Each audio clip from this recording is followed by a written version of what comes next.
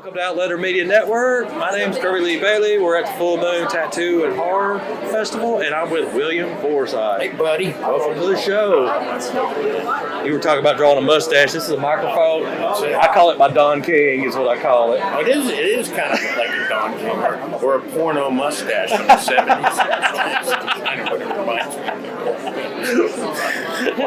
Are you enjoying the con so far? I love it. I love coming here. I love Nashville. And this show is a particularly great show. You come here, the people that come to visit are they're just outstanding people, regular people, and they're great fans. So I've come here on several occasions for this show, and I've loved it every single time. Oh, so you must know the Ben and Stacy real well. Very. I've known Ben a while. I love Ben. Yeah. One of the great guys I've ever been at a convention with. And they make it friendly and good, and people come and have a good time. It's different than a lot of other shows. Like say, what time we're going over to get our matching tattoos? You know, Bert and Ernie. It won't be Ernie for me. Okay, you be Bert, I'll be Ernie. I know Bert. I'm suspect of Bert and Ernie now. See, that's another thing that's happened with time. Poor Bert and Ernie got dirty. It's bad. Yeah, like I said, I love how they have the tattoo thing set up here, and you know, and the celebrities. It's nice. It's nice to celebrate both arts, and that's what this show's always done very well. It's a great mixture of great tattoo artists, people who are enthusiastic about that, and good fans who know the piece. Did you get to do the Full Moon? Did they do one of your movies at the Full Moon Cinema also? No, I don't think so. Not this time. No. Oh, you've done it though, with the panel at the Full. Yeah. Which movies did you use? We did probably Devil's Rejects. Oh, but I can't remember if that was maybe one of the first times I ever came here that we did that. I mean, it's fun. I love that theater. That was a really good movie with you. I mean, the way Rob Zombie kind of turned you from a good guy to a bad guy in that movie. You know, that was a very delicate transition. And one that I had discussed with Rob a lot. You know, I said, you're only leaving yourself a couple of small scenes to make that transition. And so we really got in there and we really tried to figure out how can we do this. And that's when, I suggested, and Rob loved it, when we did it, was the scene in the mirror. And I said, just let me go and let me give you some subtext, so I'll give you some of what's going on inside of him right now. I said, and I'll just do that by the mirror. I said, I think that's going to help make that transition and it'll be, help put it over the edge. Because it's tough to go from John Wayne, a true American hero guy, to finally being, the guy who is so obsessed with vengeance that he crosses the line on his own moral boundaries.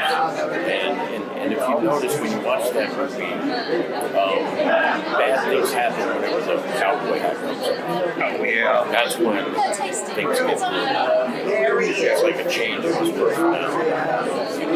Yeah, I used to joke about that, like when I was living in the Middle East and working for these contractor companies, and I'm sitting there going, you don't want to be the cowboy because you might do something you're going to regret. You got to live up to the cowboy image, But, you let that go, you never where you land. I mean, you just, once you dehumanize yourself, it's like, Once you cross the line, it becomes easier every time. Yeah, I agree with that 100%. Well, let's talk about, what's my favorite William Forsythe movie? I'd have to go with, because I've seen it probably more than any movie you had, I'd go with Blue Streak. Whoa. No, all right. I like Blue Streak. Blue Streak's a funny movie. And I loved it with, the way Martin Lawrence was, and y'all kept coming up with these cool he's special. He's a special FBI. Then he was federales. Well, honestly, you pick Blue Streak. I love the comedies, and a lot of times, I love comedy, and I can do it. But people don't think of me right often as that. But all the comedies I've done have been successful. So I enjoy feeling on a set where you're doing comedy. I like that kind of thing. I'm not a comedian, so I'm not paranoid about it. Because comedians tend to be a little off the ground, but I'm funny. Yeah. But I enjoy the mood on a set where we do comedy. So I've had a great time. I mean, that was like I said, I couldn't tell you how I've watched that movie. It comes on TV all the time, and I'm watching it again. I said, God, I never get tired of this movie. Yeah, I haven't watched it in a while, but I remember it was fun. And another one that people they forget you were in was actually Deuce Bigelow. I remember that one. Oh, believe me. Get your ball breakers come up all the time. So no, not small. Damn. Look, that's a fun movie. And it's the funny part of that film is just that I don't care if 100 years go by. That scenario is funny. And Rob, I love Rob. I love Rob. And we went to work together. I said, we can make this really funny. And I learned that, hanging out with him was fun and enjoyed it. But I learned that if I made quick moves, if I did certain things, he would flinch, like a kid who got hit too many times. And so we ended up incorporating that into he went great every time I make a move. He'd always have that. So I really love that. Again, the comedies. Yeah, like I said, I know it's a horror convention and horror movies, but like I said, movies are for everybody. Horror fans, let me tell you something about horror fans that I learned. I didn't know this. Horror fans are great movie fans. They know movies. Other big sci-fi fans, they tend to know whatever thing they're into. But horror fans know movies. And that's what's exciting. They come up and they understand movies and even the history of movies. So they surprise me every day. Yeah, like we're one of those that I'm more of a movie theater guy. I love going to the movie theater. And we were talking about this the other day. It's like, the younger generation coming up. When you went out on a date when you were a teenager, you went to a movie and then did dinner or something. And now these folks, I was like, how are you, dating somebody, take them to their house right out of the gate? They don't even date anymore. Are you taking them out to... Who's paying? It's like rock, paper, scissors. Well, I'm sorry, if that's true, they're missing out. We had a good time, and romance, doing things, going to the movies. That's a big part of life, and I feel bad. Yeah, I mean,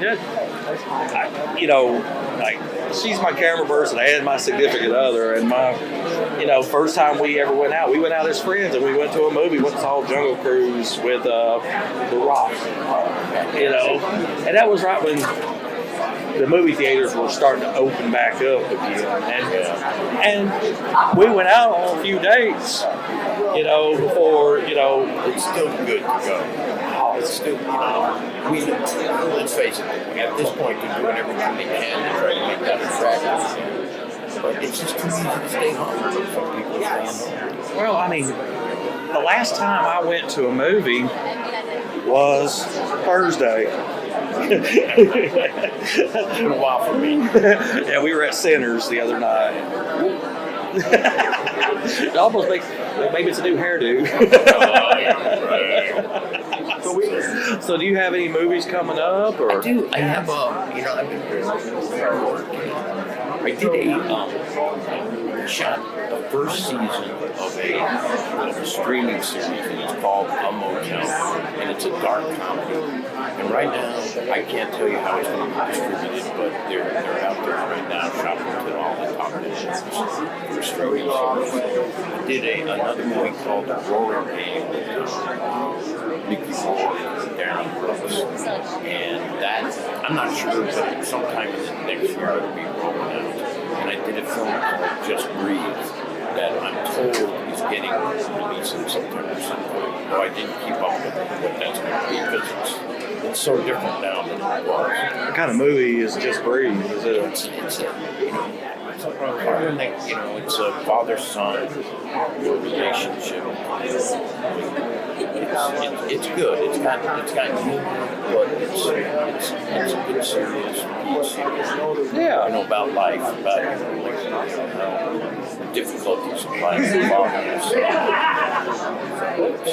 I'm looking forward to seeing the final result, but I love making the film. Yeah, I mean, I love little movies like that. We were, like, when we watched the Oscars this past year, and the guy made a big speech about getting everybody in the theaters. He was the director, and his movie ended up winning Best Picture, Nora. And I was like, I'm so happy he won. I'd already seen the movie, of course. I haven't watched the Oscars in 7 years. It lost me. I don't care. They've lost me. There's just like something going on there. And I used to love it. It used to be something that I thought was the greatest thing ever. But I just can't get excited about it anymore. It's not the same. I don't, at a time when some of the greatest actors ever never won an Oscar, people have won, it just seems a little different than it once was. I wish I could get excited about it, and in fact, I hope for that. Well, it's like, and the thing I realized that there's a lot of politics involved with the whole Oscar thing was years ago when E.T. was up for Best Picture. I thought, oh, there's a winner. And Gandhi won, and I was like, did anybody see that movie? Everybody saw E.T. I can understand, different times, but you're talking about two things. Right. Now, I'm sorry.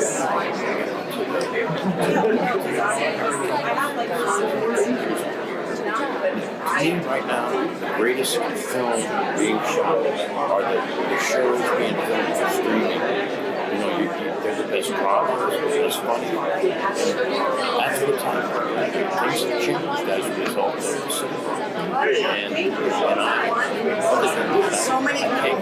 I used to be waiting when I was young. It was Wednesday. I'd be waiting there like Wednesday. I go to the show, and I want to see multiple movies that week. If I find one that I want to see, it's surprising. But there's still something good happening out there. We love the movie theater. We go, like I said, we'll do a double feature. Sometimes a triple feature. But I've always. Hell, I live in a black and white. To be honest with you, I love classic movies. I was raised on the classic movies. I love the medium classic. So I live in that world a lot. In fact, somebody once said to me, do you watch anything that's not black and white? I was like, yes, and the guns are never wrong. Well, years ago, and I tell my kids this, I think I was 16 years old when I got my first color TV for my room. And I sit there and think about it, and a whole different thing, right? And I remember I was so excited because Dad said, you can take this color TV, it has a handle, and you can carry it to college with you. I was like, oh yeah, it's got a handle too. I mean, I grew up. I remember we had like black and white TVs when I was and I remember he was well into growing up, not every TV was in color. Also the size, my God, our TV, tiny little screen that was bigger than this whole table. The living room TV was furniture. It wasn't a TV, it was furniture. Yeah, you want the TV to break, you gotta dump all the furniture. Yeah, you would sit there, put the TV in there, you put a nice little flower up here, and dinner. Picture of the family on top of the TV.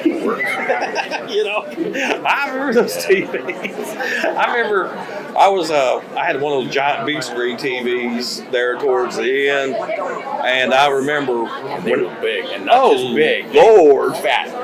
I was trying to send it to Goodwill because I was getting another TV, and they wouldn't take it off my hands. I was like, I was like, you can't take it. And I finally talked him into taking it, and I saw it for sale in the Goodwill for $50. And I was like, hey, that was the same thing I paid $2,200 for. I didn't have them when I was renting.